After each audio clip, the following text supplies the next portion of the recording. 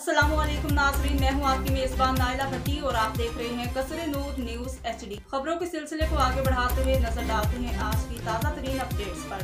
खबर शामिल करते हैं गुजरांवाला से। अहमद अली शाह की रिपोर्ट के मुताबिक फ्लड रिलीफ ऑपरेशन 2022 सवात में सैलाब 2022 से मुतासरा खानदानों की इमदाद के लिए पाकिस्तान हलाले अहमर गुजरांवाला ब्रांच की टीम ने ज़िला हलाले अहमर ब्रांच सवात के ताउन से विलेज कौंसल मानकियाल बहरीन में इमदादी अशिया तकसीम की। इमदादी पैकेजेस में चारपाई, विकी रजाइयाँ, तकिए, कंबल, खेस, लेडीज शॉल, जेंट की shawl, ladies suit, gent suit, बच्चों के सूट, बच्चों की जैकेट्स, लेडीज स्वेटर और जेंट के स्वेटर शामिल हैं। अब तक के लिए इतना ही। मज़ीद खबरों और अपडेट्स के लिए देखते रहिए कसरे नूर न्यूज़ HD।